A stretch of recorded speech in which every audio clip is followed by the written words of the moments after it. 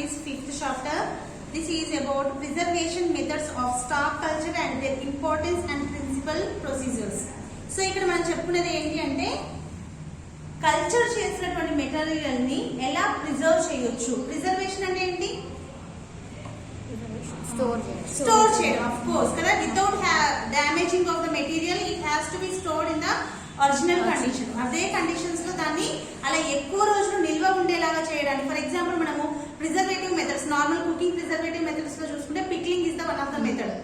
అక్కడ చూడండి మనం ఏం చేస్తున్నాం, ఏదైతే మనం పిక్లింగ్ చేయాలనుకున్నామో ఫర్ ఎగ్జాంపుల్ మ్యాంగో, ఆ ఆవకాయ అనేది ఎక్కువ రోజులు నిల్వ ఉండడానికి వితౌట్ స్పాయిలింగ్ కదా, దాని యాక్చువల్ తత్వాలు ఏవైతే ఉంటాయో వాటి స్పాయిల్ కాకుండా ఉండడానికి మనం ఊరబెడుతున్నాం. అలాగే ఇక్కడ స్పెసిమెన్స్ ఏవైతే మనం కలెక్ట్ చేసామో అటువంటి స్పెసిమెన్స్ ని అవి వాటి యొక్క ఒరిజినల్ క్యారెక్టరిస్టిక్స్ ని లాస్ అవ్వకోకుండా ఎక్కువ రోజులు ఇయర్స్ వరకు కూడా దాన్ని అదే విధంగా దాని యొక్క నేచురల్ క్యారెక్టరిస్టిక్స్ ని అలాగే మెయింటైన్ అయ్యే విధంగా మనము నిల్వ ఉంచితే దాన్ని మనం ఏమంటున్నాము అంటే ప్రిజర్వేషన్ అంటారు. ఇక్కడ ప్రిజర్వేషన్ ఆఫ్ ఏంటి అంటే స్పీసెస్ నే కాకుండా మనం కల్చర్ చేసి, ఓకే కల్చర్ అంటే ఏంటి మనకు తెలుసు, ఏవైతే ఉన్నాయో వాటి యొక్క నెంబరింగ్ ని పెంచి తర్వాత వాటిని ప్రిజర్వ్ చేయడం అంటారు. Okay, method of stock culture and their importance. అలా ప్రిజర్వేషన్ చేయడం ద్వారా అలా ఎందుకు చేయాలి, వాట్ ఇస్ ద ఇంపార్టెన్స్, దాని యొక్క ప్రాముఖ్యత ఏంటి, అలాగే ప్రిన్సిపల్స్, అలా చేసినప్పుడు ఎలాంటి పద్ధతులను మనము పాటించాలి, వీటి గురించి చెప్పుకునేది ఈ chapter. First coming to the stock culture. అసలు స్టాక్ కల్చర్ అంటే ఏంటి? సో ఇక్కడ మన స్టాక్ కల్చర్ అంటే చూడండి, during freeze drying the culture is frozen and then water is removed by the sublimation from the ice as a vapor. ఇక్కడ చూడండి ఏం చెప్తున్నాడు, ఫస్ట్ కల్చర్ చేసినటువంటి మెటీరియల్ ఏదైతే ఉందో దాన్ని మనము ఫ్రీజ్ చేస్తున్నాం. ఫ్రోజన్ అంటే గడ్డలాగా చేస్తున్నాం. మనకు ఐస్ క్యూబ్ ఎలా గడ్డ కట్టిపోతుంది, వాటర్ అంతా ఫ్రోజన్ చేస్తే అది ఐస్ పీస్ అయింది. ఆ విధంగా ఇక్కడ మనం తీసుకున్న కల్చర్ మెటీరియల్ ఏదైతే ఉందో దాన్ని ఫ్రోజన్ చేస్తున్నాం. అంటే దాని యొక్క మొటిలిటీని మనం ఇన్హిబిషన్ చేస్తున్నాం, అది కదలికను కానీ దాని యొక్క ఫర్దర్ చేంజెస్ అవ్వకోకుండా దాన్ని ఏం చేస్తున్నాం, ఫ్రోజ్ చేస్తున్నాం. Did you understand? ఫ్రోజన్ అంటే అర్థమైంది కదా. ఇప్పుడు ఫర్ ఎగ్జాంపుల్ నన్ను ఫ్రోజ్ చేయండి. ఫర్ ఎగ్జాంపుల్ మీరు చిన్నప్పుడు ఐస్ వాటర్ లో గేమ్ ఆడే ఉంటారు, ఆడారా? కరెంట్ షాక్ అని లేకపోతే అప్పుడు ఏం చేస్తారు, కరెంట్ షాక్ అని పట్టుకోగానే మనం ఏం చేస్తాం, ఫ్రీజ్ అయిపోతాం. We are freezing, we are not giving any movement. So here the same thing will be taken in the either the organism or the tissue or cell which we have collected. మనం ఏదైతే collect చేసామో దాన్ని మనం ఏం చేస్తున్నాం, ఎక్కడి వరకు అయితే అది డెవలప్ అయిందో ఆ డెవలప్మెంటల్ స్టేజ్ లో అదే స్టేజ్ లో దాన్ని అక్కడే స్టబ్బన్ గా ఉంచేస్తున్నాం. అది వెనక్కి పోలేవదు, ముందుకి పోలేవదు, మొటిలిటీ ఉండదు. అట్ ద సేమ్ టైం దానికి ఒక గ్రోత్ కూడా అక్కడే స్టాప్ అయిపోతుంది. ఓకేనా? ఆ విధంగా ఫ్రోజ్ చేస్తున్నాం. ఫ్రోజన్ చేసే పద్ధతిలో ఏం చేస్తున్నాం, వీఆర్ రిమూవింగ్ ద వాటర్. మనకు ఆల్రెడీ తెలుసు ఒక జీవి కానీ ఆర్గానిజం కానీ ఏదైనా బ్రతకాలి అంటే దానికి హైడ్రేషన్ కావాలి. ఇక్కడ మనం హైడ్రేషన్ తీసేస్తున్నాం దానికి, అంటే ఫర్దర్ గ్రోత్ జరగకుండా ఉండడానికి మనం ఏం చేస్తున్నాం, వాటర్ ని రిమూవ్ చేస్తున్నాం. అది ఏ మెథడ్ లో? సబ్లిమేషన్. సబ్లిమేషన్ అంటే ఏంటంటే ఐస్ లో నుంచి వేపర్స్ రూపంలో దాంట్లో ఉండే హైడ్రేషన్ వెళ్ళిపోయేలాగా చేయడం. ఆ దాన్ని మనం ఏమంటున్నాము, స్టాక్ కల్చర్ అంటున్నాము. Okay, and as the suspension is not in the liquid state, the process helps to preserve the structure and prevent the dried material is very rapid as the original shape of cell is preserved without any damage. ఈ పద్ధతి ద్వారా ఏమవుతుంది అంటే ఇక్కడ మనం ఏదైతే cell కానీ లేదంటే ఒక ఆర్గానిజం కానీ తీసుకుంటే దాని యొక్క షేప్ కానీ దాని ఒరిజినల్ క్యారెక్టరిస్టిక్స్ కానీ ఎటువంటి డ్యామేజ్ జరగకోకుండా, అండ్ అది లిక్విడ్ ఫామ్ లో కాదు మనం తీసుకునేది. ఎందుకు లిక్విడ్ ఫామ్ అంటే మళ్ళీ హైడ్రేషన్ ఉంటుంది కదా. లిక్విడ్ ఫామ్ లేకుండా ఫర్ ఎగ్జాంపుల్ మనము చనిపోయినటువంటి ఆర్గానిజమ్స్ ని కానీ ఆర్గాన్స్ ని కానీ ప్రిజర్వ్ చేయడానికి మనం ఏం యూజ్ చేస్తాము, ల్యాబ్లలో బయాలజీ ల్యాబ్ లో మీరు చూస్తుంటారు ఒక వాటర్ కంటెంట్ లో స్పీసెస్ ఉంటాయి చనిపోయినవి. అవి లిక్విడ్ ఏంటి, formalin. That is nothing but formalin. Formalin లో ఉంటే ఏమవుతుందంటే అది పాడవకుండా మాత్రం ఉంటుంది, కానీ దాని లోపల ఉండే సెల్స్ లైవింగ్ కండిషన్ లో ఉన్నాయా, లేవు. కానీ ఇక్కడ మాత్రము అది ఎలాంటి క్యారెక్టరిస్టిక్స్ ని కలిగి ఉందో అదే క్యారెక్టరిస్టిక్స్ తోటే ఉంటుంది. Okay, without hydration. Okay, water లేకుండా ఒరిజినల్ షేప్ కానీ ఆ సెల్ యొక్క క్యారెక్టరిస్టిక్స్ కానీ ఏది కూడా డ్యామేజ్ అవ్వదు. అలా డ్యామేజ్ అవ్వకుండా ఫ్రోజన్ ఫామ్ లో, ఓకే డ్యామేజ్ అవ్వకుండా ఫ్రోజన్ ఫామ్ లో స్టోర్ చేసే పద్ధతిని మనము స్టాక్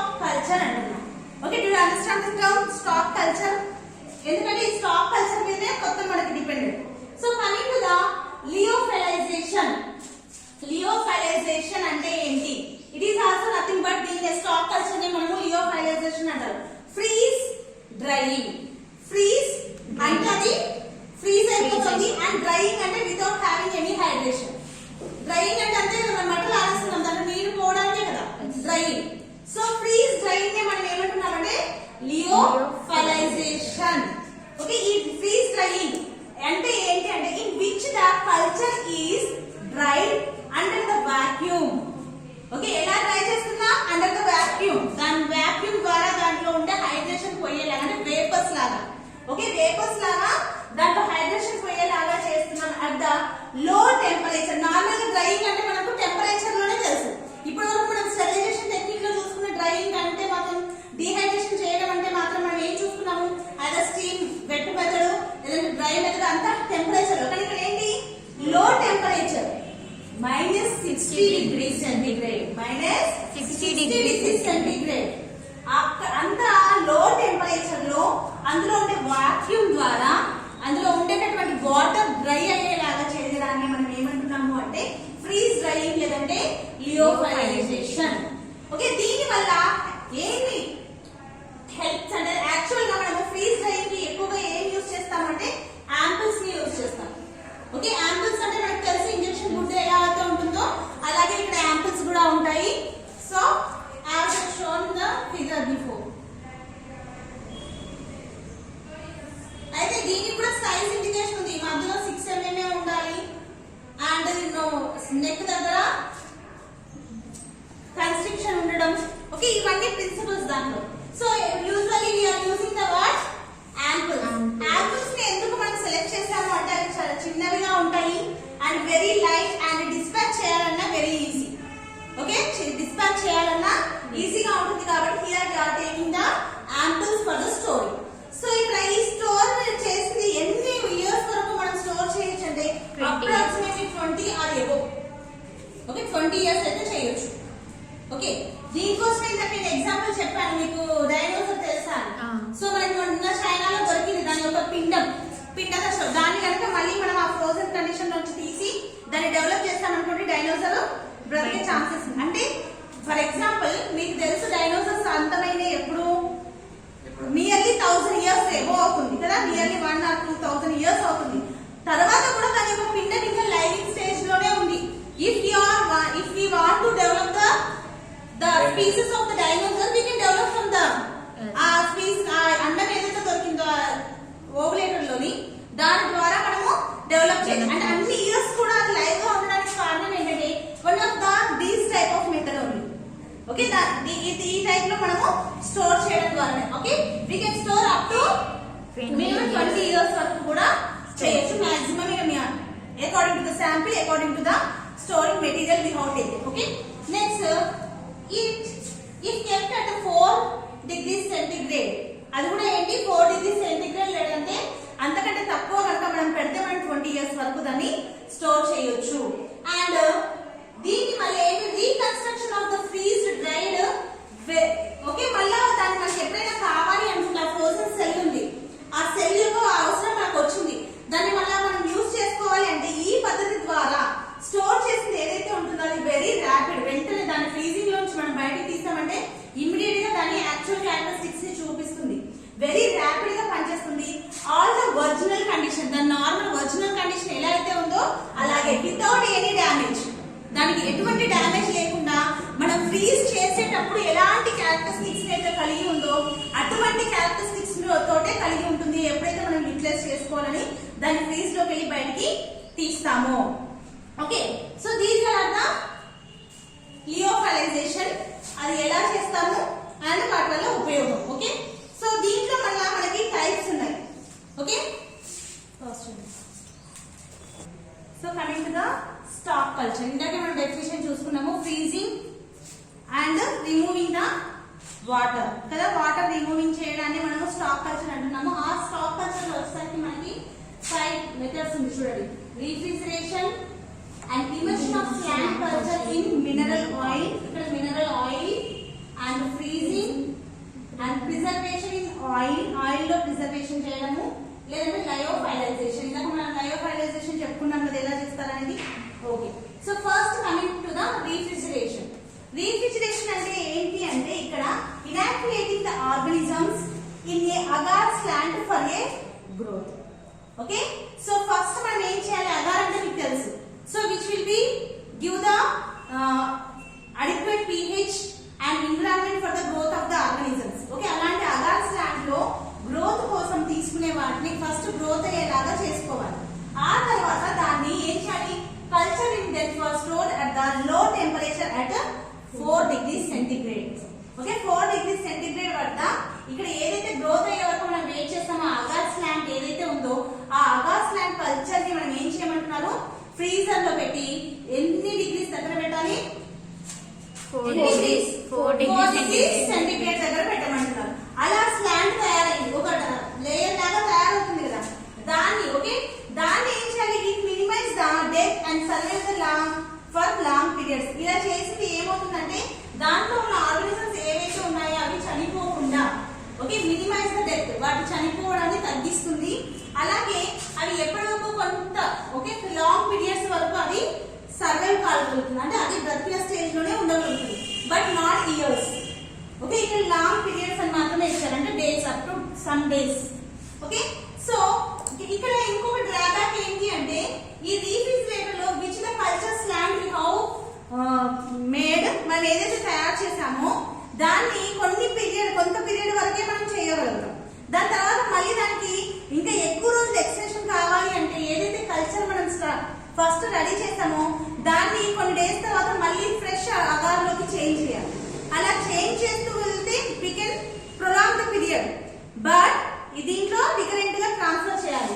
ఓకే ఒకవేళ if you want to store for long period, ఒక 1 వీక్ అయింది తర్వాత చనిపోతుందేమో అని డౌట్ వచ్చింది నీకు, అప్పుడు ఏం చేయాలి, ఇంకా నీకు ఎక్కువ రోజు కావాల్సి వచ్చింది దాన్ని స్టోర్ చేయాల్సినప్పుడు, అప్పుడు ఏం చేయమంటున్నాను, you have to transfer the culture to the fresh agar at interval of the 4 to 7 months.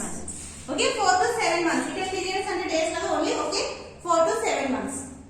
ఓకేనా, అంటే ఒక 3-4 months అయింది నీకు ఆగార్ లో ఉన్న అటువంటి మెటీరియల్ ఏదైతే నువ్వు స్టోర్ చేసావో అది ఖరాబ్ అయిపోతుందేమో అని నీకు డౌట్ వచ్చింది అన్నప్పుడు నువ్వు ఏం చేయాలి, you have to change it to the fresh agar లోకి చేయాలి. It is the drawback of the refrigerator. Okay so 4 degrees దగ్గర దాన్ని ఫ్రీజ్ అయ్యేలాగా చేస్తున్నాము. ఫస్ట్ అగార్ కల్చర్ లో మనం దాన్ని గ్రోత్ ని ఇనిషియేషన్ చేస్తున్నాం. అలా గ్రోత్ అయిన దాన్ని అక్కడే స్టాప్ చేయడానికి మనం ఎక్కడ పెడుతున్నాము, 4 degrees సెంటిగ్రేడ్ దగ్గర పెడుతున్నాం. అలా పెట్టిన తర్వాత దాని మీద దాన్ని అలా లేయర్ లాగా ఫామ్ అయిన దాన్ని మనము స్టోర్ చేస్తున్నాం. అలా స్టోర్ చేయడం ద్వారా ఏమవుతుందంటే ఆ ఆర్గానిజమ్స్ అనేవి చనిపోకుండా కొంతకాలం వరకు అవి సర్వైవ్ కాగలుగుతాయి. కొంతకాలం, you have to underline that. Okay for a long period, కొంతకాలం వరకు. If you want to exceed the period of the refrigerator, దాని పీరియడ్ కంటే ఎక్కువ స్టోర్ చేయాలంటే you have to transfer in to the fresh agar culture. Okay agar fresh దాంట్లోకి change చేసుకోవాలి. Okay next coming to the seal with mineral oils. Okay second one ఏంటి, immersion. Immersion అంటే ముంచడం, దాంట్లో మునిగేలాగా ఉంచుతే దాన్ని ఇమర్షన్ అంటారు. Okay immersion of slant culture in mineral oil. So నువ్వు agar లోనే culture చేసావు, దాని గ్రోత్ అయ్యేలాగా చేసావు. దాన్ని ఇప్పుడు నువ్వు ఏం చేయమంటున్నారు చూడండి, inoculated culture what you have taken from the agar culture. Okay దాన్ని ఏం చేయమంటున్నాను, covered with sterile mineral oil, దాన్ని మొత్తం స్టెరైల్ మినరల్ ఆయిల్ తో కానీ లేదంటే dipped in a paraffin wax. Paraffin wax మీరు వినే ఉంటారు, లైట్ కవర్ లాంటి మెటీరియల్. ఇప్పుడు వ్యాక్స్ అంటే తెలుసు కదా, కొబ్బరి మైనం ఎలా ఉంటుంది, అలాంటిది ట్రాన్స్పరెంట్ గా ఉండేటటువంటి వ్యాక్స్ ఇది. ఓకే పారాఫిన్ మెటీరియల్ తోటి. సో అలాంటి వ్యాక్స్ లో మునగేటట్టయినా ఉంచాలి.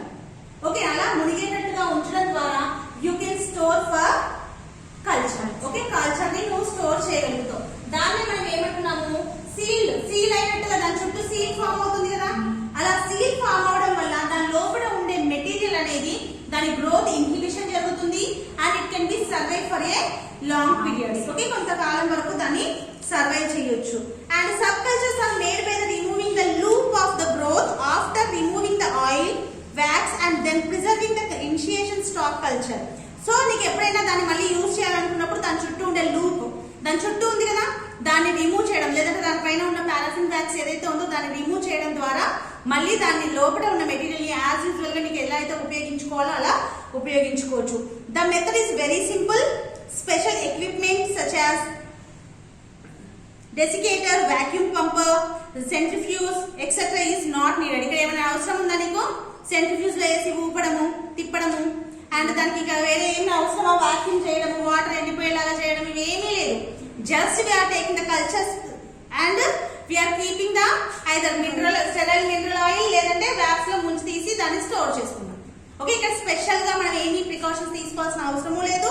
ఎక్కువ మెటీరియల్ కూడా మనకి అవసరం లేదు. Okay, fast.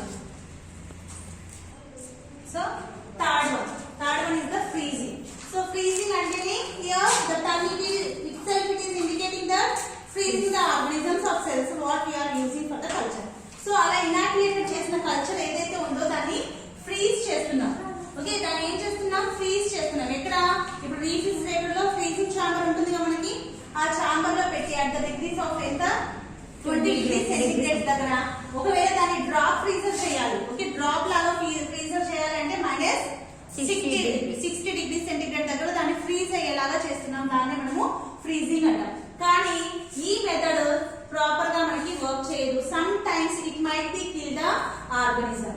ఓకే, ఇక్కడ ఆర్గానిజం చనిపోయే ఛాన్సెస్ కొంచెం ఎక్కువగా ఉంటాయి, ఎందుకంటే -degrees కదా. సో దాని సర్వేలెన్స్ అనేది దానికి హెల్ప్ అవ్వదు. Okay, next coming to the preservation in soil. Soil అంటే ఏంటి? మట్టి. అఫ్ కోర్స్ డౌట్ ఎందుకు మా అంటారు, మట్టి. ఓకే, సాయిల్ లో ప్రిజర్వేషన్ చేయడం. సో చూడండి, ఇది ఏంటి అంటే సాయిల్ అంటేనే మనకు తెలుసు it is the one of the great host for the so many organisms కదా. సాయిల్ అంటేనే అది కంటామినేటెడ్ అని మనం ఫీల్ అవుతాము. దాంట్లో చాలా ఆర్గానిజమ్స్ కి అది హ్యాబిచుయేటెడ్ హోస్ట్ కదా, బాగా వాటికి అలవాటైనటువంటి హోస్ట్ ఏంటంటే సాయిల్. సో అలాంటి సాయిల్ ని మనం ఇక్కడ యూజ్ చేస్తున్నాం. అయితే సాయిల్ ని మనము కల్చర్ కి యూజ్ చేయడం కంటే ముందు దాన్ని ఏం చేయాలంటే గుడ్ ఫెర్టైల్ సాయిల్, మంచి ఫెర్టిలిటీ కలిగినటువంటి సాయిల్ ని. ఓకే, అలా దాన్ని మనం ఏం చేయాలంటున్నారు? 1% dextrose solution. Okay, 1% dextrose solution లో కలిపి దాన్ని మంచిగా దాన్ని కలపాలి. స్టిర్డ్ అంటే మంచిగా మిక్స్ అయ్యేలాగా చేయాలి. ఓకే, థరోలీ మంచిగా మిక్స్ అయ్యేలాగా చేయాలి. ఏం చేయమంటున్నారు? మంచి ఫెర్టిలిటీ అంటే మంచి, ఇప్పుడు పంటకి మంచి నేల ఏదంటారు కదా, దాన్ని ఏమంటారు?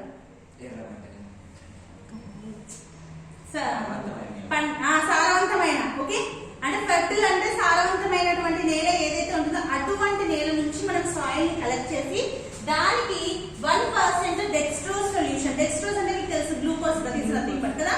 డెక్స్ట్రోజ్ సొల్యూషన్ ని మంచిగా కలపాలి. అలా కలిపిన సాయిల్ ని మనం ఫస్ట్ దాంట్లో వేరే ఆర్గానిజమ్స్ ఉంటాం. మనం ఒక ఆర్గానిజం ఇచ్చామనుకో అది ఇంకో ఆర్గానిజం తో కలగొద్దు కదా. అంటే which the soil we have taken that must be sterilized. అది స్టెరిలైజ్డ్ గా చేయాలి. ఎలా చేయాలి? The soil kept in the boiling water for 15 minutes. Boiling water లో ఎంతసేపు పెట్టమంటున్నారు? 15 minutes. ఆ తర్వాత we have to plug and autoclave for 1 hour. Okay, 1 hour సేపు మళ్ళీ ఏం చేయమంటున్నారు? ఆటోక్లేవ్ చేయాలి. అలా కన్సిక్వెంట్ డేస్ మళ్ళా కొన్ని రోజుల వరకు చేయాలి. మనం ఆల్రెడీ మనం కల్చర్ దాంట్లో చెప్పుకున్నాము, అగ్లూటినేషన్ వాటి స్టెరిలైజ్ చేయడానికి కదా. అట్లా రిపీటెడ్ గా చేయాలి కొన్ని రోజులు. అలా చేసిన తర్వాత you need to confirm that there might be no organisms, వేరే ఏవి లేవు అని నువ్వు కన్ఫర్మేషన్ చేసుకుంటే అది స్టెరైల్ అని నువ్వు కన్ఫర్మేషన్ చేసుకున్న తరువాత ఏ ఆర్గానిజమ్స్ అయితే నువ్వు ప్రిజర్వ్ చేయాలి అనుకుంటున్నావో వాటిని ఆ సాయిల్ లో మిక్స్ చేయాలి. అలా చేసినప్పుడు maximum all the organisms are habituated to the soil కదా. మాక్సిమం కదా అన్ని కూడా హ్యాబిచుయేటెడ్ ఫర్ ద సాయిల్. కాబట్టి వాటికి అలవాటు అనే సాయిల్ అంటే బాగా హ్యాబిచుయేటెడ్ కాబట్టి that will start the growth. వాటిలో వాటి యొక్క గ్రోత్ స్టార్ట్ అవుతుంది. సో ఎప్పుడైతే అవి ప్రాపర్ గా గ్రో అయ్యాయి అని మీకు తెలుస్తుందో అప్పుడు okay, after proper culture ground, okay, మనకు కావాల్సినంత కల్చర్ అది గ్రోత్ అయిందని తెలిసినప్పుడు అప్పుడు ఆ సాయిల్ ని మనం తీసుకొని ఓకే ప్రిజర్వేషన్ మెథడ్ ఏదో ఒక మెథడ్ ద్వారా దాన్ని ప్రిజర్వేషన్ చేయాలి. అలా చేయడం ద్వారా we can store for the several months. Exactly ఇన్ని మంత్స్ అని ఇవ్వలేదు, several months. ఓకే, కొన్ని నెలల వరకు దాన్ని మనము స్టోర్ చేయొచ్చు. కాకపోతే ఇక్కడ ఉన్న ఒకే ఒక డ్రాబ్యాక్ ఏంటంటే మనం ఏవైతే ఆర్గానిజమ్స్ ని దాంట్లో సాయిల్ లో మిక్స్ చేసామో అవి గ్రోత్ అయితే అవుతాయి, కానీ వాటి యొక్క సెల్స్ అనేవి మెచ్యూర్ స్టేజ్ లో ఉంటాయా అనే దానికి కొంచెం క్వశ్చన్ మార్క్. ఓకేనా, పెరగడం అందరూ పెరుగుతారు, కానీ కొంతమందిని మనం చూస్తుంటాము షార్ట్ గా ఉండడం, ఏజ్ పెరిగినా కానీ వాళ్ళ అట్లా ఇక్కడ కూడా సెల్స్ అనేవి కరెక్ట్ మెచ్యూరిటీ అవుతాయా అనే దానికి డౌట్. ఓకే, ఇక్కడేమో సమ్ మైట్ బి కిల్ కదా, కొంచెం చనిపోయే అవకాశం ఉంది ఫ్రీజ్ లో. ఇక్కడేమో అవి గ్రోత్ అవుతాయి కానీ ఎగ్జాక్ట్ మెచ్యురేషన్ పాయింట్ రీచ్ అవుతాయా అనే దానికి మనము చెప్పలేము. స్టాప్ చేసేది. ఓకే.